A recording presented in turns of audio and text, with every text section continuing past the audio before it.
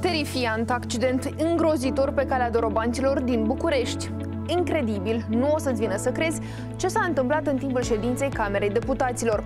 Probabil te-ai ciocnit de multe ori cu astfel de titluri pe rețelele de socializare. Și, cu siguranță, măcar o dată, dar ai căzut în plasa acestor titluri senzaționale. Însă, atunci când un titlu de știre te marchează în așa fel încât vrei să accesezi articolul integral, s-ar putea ca tu să fi dat peste un site de tip clickbait. Problema este că de cele mai multe ori astfel de portaluri promovează știri inventate, zvonuri, informații eronate și false. Acești creatori de conținut sunt persoane care posibil să nu aibă vreo legătură cu jurnalismul. Bună, sunt Ana Sârbu și astăzi voi vorbi despre site-urile de tip clickbait. Probabil te întrebi ce înseamnă clickbait. Îți explic imediat. Creatorii conținuturilor de tip clickbait utilizează cuvinte sau expresii care îi trezesc cititorului emoții puternice. Evident, acest lucru se face intenționat. Titlurile de acest gen de multe ori trezesc emoții negative, cum ar fi cele de frică, anxietate, tristețe sau chiar furie. Acestea sunt momeala perfectă care te tentează să accesezi linkul, ceea ce și vei face. Odată ajuns pe site, creatorii articolului te anunță printr-un pop-up că pentru a citi textul trebuie să-l distribui pe rețelele de socializare și abia mai apoi poți să-l citești. Un truc mai vechi, dar eficient.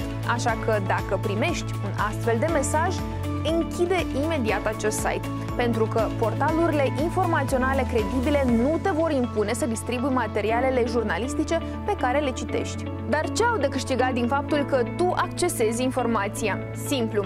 Proprietarii acestor site-uri își cresc veniturile. Mai multe clicuri înseamnă mai multe vizualizări. Mai multe vizualizări înseamnă că va crește suma pe care o vor cere proprietarii acestor site-uri pentru plasarea publicității. Fenomenul de clickbait se manifestă în cel puțin două feluri, iar pentru a le înțelege, hai să le analizăm. În prima categorie intră știrile cu titluri care exagerează, care păcălesc utilizatorul, cititorul să dea click, iar atunci când accesezi pagina, afli că acest conținut nu are vreo legătură cu titlul sau chiar contrazice titlul postării. Iată un caz mai recent, citesc din titlu.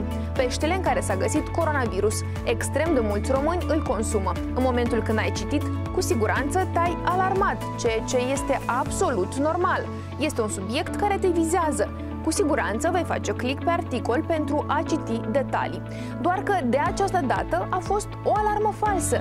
În articol nu vei găsi informații despre România, așa cum ai presupus din titlu. Este vorba doar despre peștele care ar putea fi infectat cu virusul COVID-19 și a ajuns pe mesele unor chinezi. Titlul este manipulator și eronat. Aparține site-ului capital.ro, care în ultima perioadă publică tot mai des materiale de tip clickbait. Este clar că scopul autorului a fost de a aduce cât mai multe vizualizări. Un alt șiretlic la care recurg adesea site-urile de tip clickbait sunt știrile cu titluri incomplete care ascund o parte din informație ca să determine utilizatorul să dea click. Citez: exclusiv, o bancă din România vă lasă fără bani. Verificați-vă urgent cardurile. Este un titlu tipic tabloidelor, dar experiența a fost preluată și de cei care creează conținut de tip clickbait. Însă, din articol vei afla că este vorba de un caz particular, nu de toți clienții acestei bănci, și anume expirarea unui card care, firește conform procedurilor automate ale sistemelor băncii, este dezactivat din data expirării. Nu este vreo problemă tehnică care să afecteze o parte dintre clienți sau pe toți clienții. Totodată, potrivit experților, o bancă nu poate intra în faliment pentru că un client nu și-a înlocuit cardul expirat. Mai există un subiect intens exploatat de generatorii de clickbait: dezastrele naturale, în special avertizările despre cutremure, codul galben de îngheț sau aversele de ploi. Da, de multe ori aceste știri sunt adevărate, dar sunt și situații când creatorii de clickbait se folosesc de așa situații pentru a mai face vizualizări. Din nefericire, pe internet există sute de site-uri care creează conținut de tip clickbait. Acest fenomen a fost analizat și de Center for Media Data and Society, care a publicat rezultatele cercetării în februarie 2020.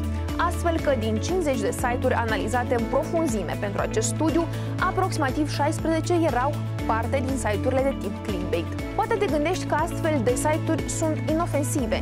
greșești. În primul rând, suntem dezinformați și dezinformăm alți oameni atunci când distribuim articole eronate. În al doilea rând, materialele care conțin sfaturi oferite de persoane anonime sau specialiști anonimi ne pot dăuna grav sănătatea și ne pot pune viața în pericol. Dar cum să-ți dai seama că ai dat peste un site de tip clickbait? În primul rând, site-ul folosește titluri care îți trezesc emoții puternice. În al doilea rând, titlurile sunt scrise cu majuscule pentru mai multă atractivitate. 3. Pentru a putea citi materialul, trebuie să-l distribui pe rețelele sociale, așa cum am vorbit mai sus, iar de obicei pe pagina personală de Facebook. 4. Site-ul nu are date de contact și numele autorilor lipsesc. Deocamdată nu există vreun instrument care să analizeze calitatea unui articol și să ne avertizeze imediat că este vorba de un clickbait. Totuși, există câteva lucruri care te pot ajuta să-ți dai seama dacă un site este unul credibil. În primul rând, în momentul când îl accesezi, asigură-te că nu este un site de tip clickbait, adică nu are un titlu senzațional, scris cu caps lock și semne de exclamare, dar mai ales fii sigur că nu te obligă să-l distribui pe rețelele sociale ca să-l poți citi. Verifică categoria despre noi sau contacte. O instituție media care se respectă afișează informații despre proprietar, numele jurnaliștilor, numărul de telefon, adresa fizică și cea electronică. În al treilea rând, verifică gradul de actualizare a site-ului. Dacă nu sunt suficiente materiale, atunci trebuie să ne punem întrebări. Un site de tip clickbait va publica rar știri sau doar câteva pe parcursul zilei și toate vor fi șocante. Este important să devenim mai responsabili în mediul online pentru a evita răspândirea informațiilor neverificate sau neadevărate, mai ales când singurul scop al creatorilor site-urilor de tip clickbait este de a face bani din vizualizările obținute. Aveți grijă de unde vă informați. Toate bune!